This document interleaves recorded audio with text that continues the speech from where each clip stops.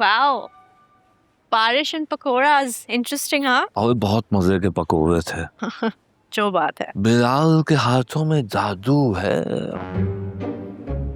ओह, हमारे dark night तो आज काफी जेनरस लग रहे हैं, वरना मैंने तो हमेशा इन्हें डिसिप्लिन और ड्यूटीज की बात करते देखा है।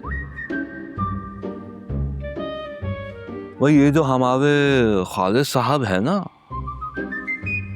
इनकी मैं तुम्हें बात बताऊं। इसलिए जो हमारे वो थे ना अपना पुराने शिफ्ट मैनेजर, ये क्या कर रहे हैं आप?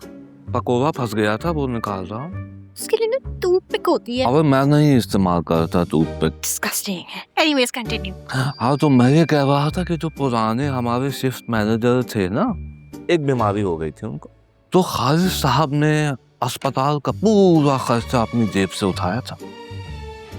और तो और एक शेल्फ बॉय होता था, चीकू चीकू कहते थे उसको। उसको पढ़ाई का बहुत शौक था, उसने ऑस्ट्रेलिया के लिए अप्लाई कर दिया। तो चीकू के पास पैसे कम पड़ रहे थे, खालिद साहब को पता लगा। उन्होंने पूरी ऑस्ट्रेलिया की फंडिंग कर दी उसकी, ताकि वो अपनी तालीम मुकम्मल कर सके। Oh wow, that's very sweet of him. और ये खबर है तुम्हारे सामने ना चीज। तब मेरी शादी हो गई थी ना, तो मेरे पास पैसों की थोड़ी तंगी हो गई थी।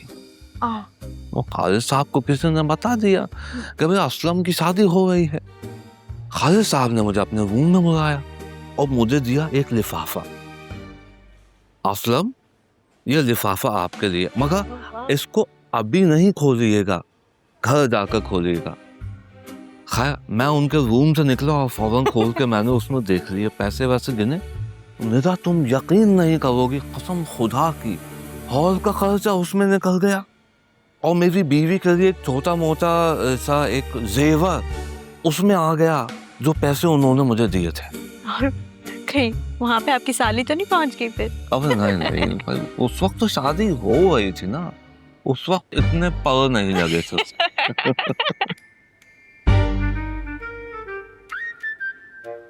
स्वीट। और वो तुम अपनी जैनजी की जबान में क्या कहती हो? उस दिन क्या कह रही थी? गोट। क्या होता है उसका पूरा?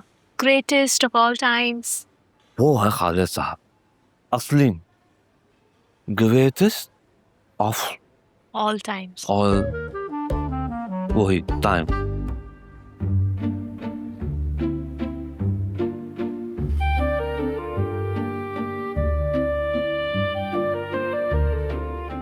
देखो इधर देखो,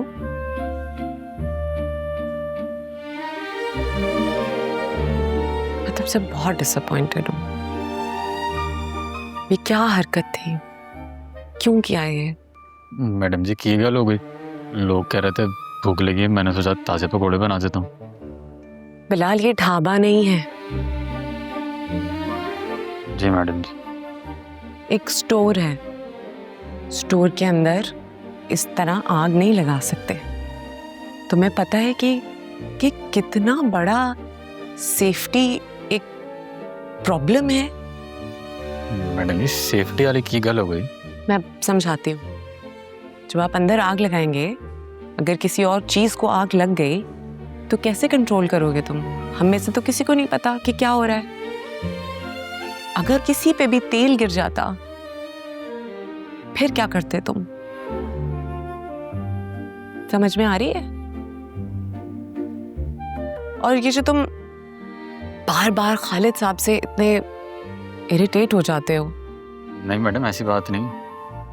बता रही हूं तुम्हें, वो तुम्हें प्रोटेक्ट करने के लिए करते हैं। क्योंकि अगर कुछ होता है तो तुम्हारी तो जॉब जाएगी, लेकिन सारा मुद्दा उनके सर पे आएगा, क्योंकि वो हेड है, वो देख रहे हैं। ये बहुत बड़ा कदम था। तुम्हारी वजह से यहाँ पे जितने काम करने वाले लोग हैं या जितने क्लाइंट्स भी हैं, अगर उनको कुछ हो जाता, उनकी फैमिलीज को कौन जवाब देता? तुम देते? मैं समझ रहा हूँ madam, I am sorry. I hope तुम्हें समझ में आ गई हो। तुम्हारे लिए अच्छा होगा।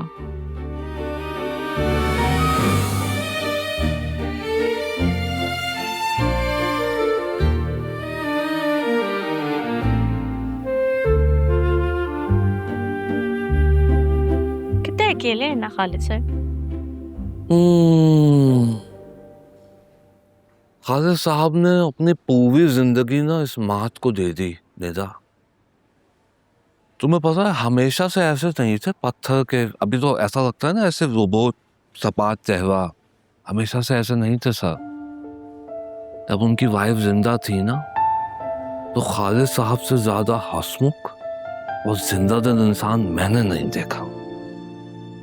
पूरे मात में इनके कहकहे गूंजते थे, लेकिन जैसे भाभी का इंतकाल हुआ अंदर से बुझ गए खालिद साहब, खत्म हो गए, खामोशी पकड़ ली बिल्कुल। That's actually really sad. हमें इन्हें रोकना होगा because this smart is nothing without him. And I think इन्हें रोकने का सिर्फ एक ही तरीका है, हमें इनकी शादी करवानी होगी। शादी शादी करवानी पड़ेगी खालिद साहब की? किससे करवाओगी? किसी वो डिटर्जेंट कंपनी की सीईओ से करवाओगी या किसी ऐसी लड़की से जो जो जो सेल्स टारगेट लेकर आएगी? किससे करवाओगी खालिद साहब की शादी? तो I know. वो है ना अनीला मैम। है अनीला? तुम्हारा दिमाग तो खराब नहीं हो गया? नहीं, अनीला से शादी करवाने का सोच रही हो? ये नहीं हो सकता निदा। खालिद साहब और अनीला ये दो अलग अलग लोग हैं। ये बस एक दूसरे को चंद सालों से ही जानते हैं, सिर्फ काम की बातें करते हैं एक दूसरे से। आपने कर लिया? जी मैंने कर लिया। अच्छा चलें, ठीक है सर, अच्छा ठीक है मैं जाती हूँ। मैं इसके अलावा कोई बात नहीं करते हैं एक दूसरे से। ये शेर और चीता हैं, एक दूसरे को खा जाएंगे, इनकी शादी नहीं हो सकती। शेर और चीता ही एक दूसरे के लिए परफेक्ट होते हैं। And I think the chemistry is best.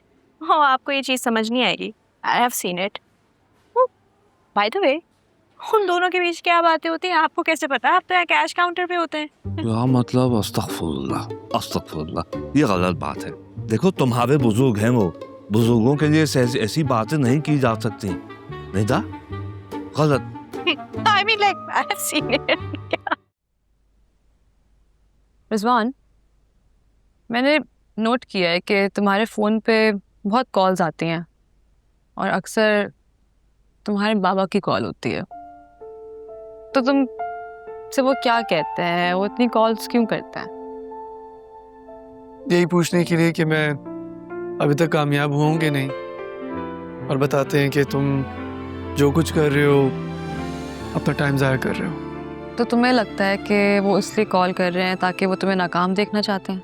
Rizwan, वो तुम्हें कॉल्स इसलिए बार बार करते हैं ताकि तुम्हें रिमाइंड करा सके कि अगर तुम्हारा यहाँ पे कुछ नहीं बना या तुम हार गए तो तुम्हारे पास एक घर है, एक फैमिली है, एक तुम्हारे अपने लोग हैं जिनके पास तुम वापस आ सकते हो। और हमारे अम्मा अब्बा ना कभी हमारे ख्वाबों के खिलाफ नहीं होते, बस डरते हैं। और क्यों नहीं डरे? क्या पता ख्वाब अचीव करते करते हम पीछे रह जाएं या अल्लाह ना करे गुर्बत का सामना करना पड़े या कुछ भी, जो कि ऐसा होता है अक्सर लोगों के साथ। और तुम्हें ऐसा क्यों लगता है कि वो तुम्हें फेल होते हुए देखना चाहते हैं? ऐसा भी तो हो सकता है ना कि बस उनको खौफ है इस बात का कि अगर कुछ हो गया तुम्हारे साथ तो वो तुम्हें प्रोटेक्ट नहीं कर पाएंगे। आई जस्ट थिंक कि तुम अपनी ईगो की लड़ाई लड़ रहे हो और वो सिर्फ तुम्हारे सर्वाइवल की फिक्र कर रहे हैं।